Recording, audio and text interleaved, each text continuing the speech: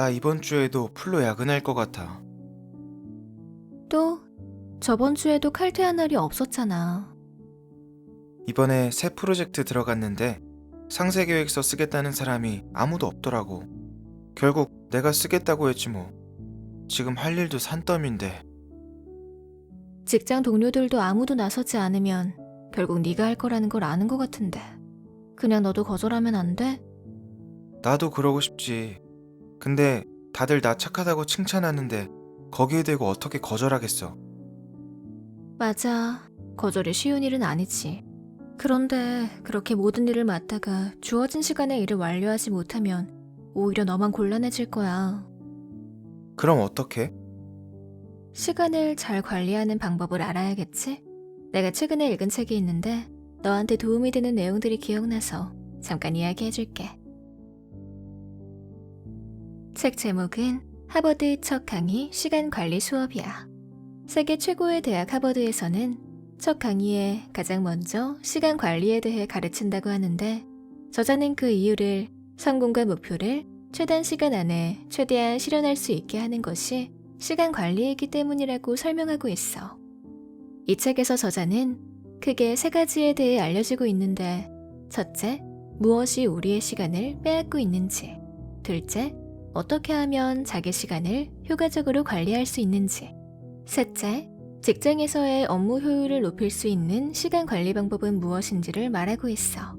저자는 이 책의 내용으로 인해서 보통 사람에게 그저 흘러가기만 하던 시간이 성공을 가져다주는 신의 선물로 바뀌게 될 것이라고 해. 이 중에서 기억에 남는 내용들을 몇 가지 소개해 줄게. 먼저 첫 번째로 무엇이 우리의 시간을 빼앗고 있는지 알아봐야겠지? 여기서 저자는 현대인, 특히 업무에 많은 시간을 낭비하고 있는 직장인들의 공통적이고 고질적인 습관을 분석하고 있어.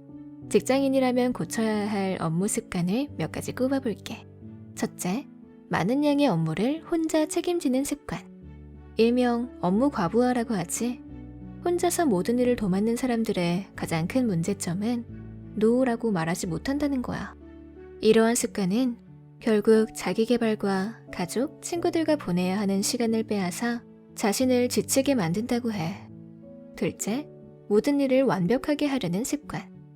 많은 사람들이 어떤 일을 할 때 잘하고 싶은 마음은 크지만 막상 결과는 정반대인 경우가 많지. 이는 지나치게 완벽을 추구했기 때문이라고 저자는 말해. 일을 너무 완벽하게 하려고 시간과 힘을 쏟으면 막상 해야 할 나머지 일을 제대로 못하게 된다고 해.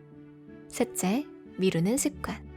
미루는 것이란 일부러, 습관적으로 지금 해야 할 일을 늦추는 것을 말해. 생각만 하고 행동으로 옮기지 않는 사람들이 흔하게 저지르는 나쁜 습관이지. 저자는 더욱 많은 정보를 얻고 결정을 내리기 위해 미루는 것과 그냥 일을 미루는 것에는 차이가 있다고 해. 스스로에게 왜 이 일을 늦춰야 할까? 라고 물은 뒤 그럴싸한 이유가 없다면 즉각 행동으로 옮기면 된다고 말하고 있어. 그럼 이제 두 번째로 시간 관리는 어떻게 할 수 있는 걸까? 지금부터 일상에서 자기의 시간 관리를 더욱 효과적으로 하는 방법을 알려줄게. 첫 번째는 목표를 정해라야. 저자는 목표는 곧 행동하는 방향이기 때문에 실행이 가능하고 정확한 목표는 효율적으로 시간을 사용하는 데 도움이 된다고 해. 그래서 뚜렷한 목표의 중요성을 강조하는데 뚜렷한 목표란 다음과 같은 것들이야. 첫째, 시간 제한을 둔 목표. 둘째, 이룰 수 있는 목표. 셋째, 구체적인 목표. 넷째, 평가할 수 있는 목표. 다섯째, 관련성 있는 목표. 이 조건을 갖춘 뚜렷한 목표가 있다면 목적 없이 흘러가는 시간은 사라지고 우리의 삶은 그만큼 더 보람차게 될 거라고 해. 다음으로 두 번째는 나만의 시간 계획표를 만들라야. 저자는 매일 조금의 시간을 투자해 시간 계획을 세우면 하루의 업무 효율을 높일 수 있다고 하는데 시간 계획을 짜기 가장 좋은 시간은 아침에 일어난 직후와 저녁에 쉬는 시간이라고 해.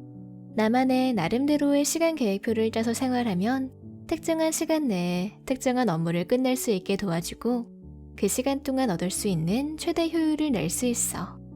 하지만 리스트만 작성한다고 해서 시간 관리를 무조건 완벽하게 할 수 있는 건 아니야. 저자는 내가 세운 시간 계획표 중에서 끝내지 못한 업무가 있다면 왜 업무를 끝내지 못했는지 다음과 같은 이유들과 맞춰보고 개선해 나가야 한다고 해. 첫째, 하루에 너무 많은 일정을 짜지 않았는가? 둘째, 어떤 일을 처리하는데 너무 많은 시간을 쓰지 않았는가? 셋째, 중요하지 않은 일에 시간을 낭비하지 않았는가? 넷째, 외부의 방해 때문에 오늘 계획된 일을 끝내지 못했는가? 이런 질문들을 스스로 해보고 개선해 나가야 하는 거지. 이제 마지막, 기억에 남은 세 번째는 직장에서도 업무 효율을 높일 수 있는 시간 관리 방법 4가지야. 먼저 첫 번째 방법으로 저자는 권한 부여와 업무 위임의 중요성을 말하고 있어. 업무 위임은 시간 관리에서 아주 중요한 부분이야. 관리자가 더 중요한 일을 처리할 수 있는 시간이 생기고 부하 직원의 업무 능력도 향상시킬 수 있어서 업무 효율이 동시에 올라갈 수 있지. 성공적인 업무 위임을 하려면 몇 가지를 참고해야 하는데, 첫째, 적임자를 선택한다. 업무를 위임받을 사람이 해당 업무를 책임질 능력이 있는지 고려해야 해. 둘째, 확실하게 일을 전달한다. 인수인계를 대충 하게 되면 업무를 위임받은 직원이 실수할 확률이 커지게 돼. 그래서 관리자는 질문을 던져가면서 업무를 위임받은 직원이 확실히 이해하고 있는지 확인해야 해. 셋째, 업무 진도를 체크한다. 관리자는 불시에 업무 진도를 감독해야 하는데 이때 적당한 거리를 유지해 반감이나 일에 관심이 없는 것처럼 보이는 것을 막아야 해. 넷째, 격려와 지원을 한다. 업무를 위임받은 직원들에게 적합한 지원을 해주고 하고 있는 업무에 대해 긍정적인 표현으로 칭찬을 아끼지 않아야 해. 다음 두 번째 방법은 업무 나누기야. 복잡한 업무가 부서별로 합리적으로 배치되지 않으면 업무를 처리할 때 각 부서에게서 필요한 답변을 들을 수 없게 돼. 또한 부서별 협력에도 문제가 생겨서 많은 시간이 낭비되지.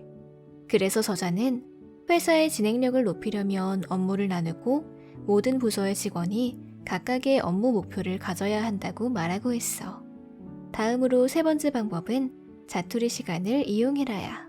저자는 사업에서 성공을 거둔 사람들은 대부분 자투리 시간을 효율적으로 활용했다고 하면서 시간 활용을 잘하는 사람에게 자투리 시간은 보배와도 같다고 말해. 기다리는 시간 이용하기, 시간과 경쟁하며 더 빨리 행동하기, 출근 시간 이용하기, 업무의 틈을 이용하기 등 자투리 시간을 찾아 꼭 이와 같은 방법으로 실천해 보기를 권하고 있어. 다음 네 번째 방법, 업무 시간 관리의 장애점을 극복하라. 좋지 않은 업무 환경을 근본적으로 개선하는 방법도 시간 관리에 도움이 된다고 해. 저자는 이 방법으로 어수선한 업무 공간을 정리하고 업무를 최대한 간소화하고 명확한 팀 목표와 방향을 설정할 것을 추천하고 있어. 지금까지 일상과 직장에서의 시간 관리 방법에 대해 알아봤는데 시간의 소중함과 시간을 효율적으로 사용하는 법을 조금은 알 것 같지? 시간이 늘 부족하고 바쁜 직장인뿐만 아니라 자신의 목표를 이루고 싶은 사람들도 이 책의 시간 관리 내용을 참고한다면 분명 짧은 시간 내에 큰 성공을 거둘 수 있을 거야. 맞는 말이야. 시간 없다, 바쁘다, 핑계만 댈 게 아니라 책을 직접 읽어보고 나만의 시간 관리법을 만들어 봐야겠어. 고마워.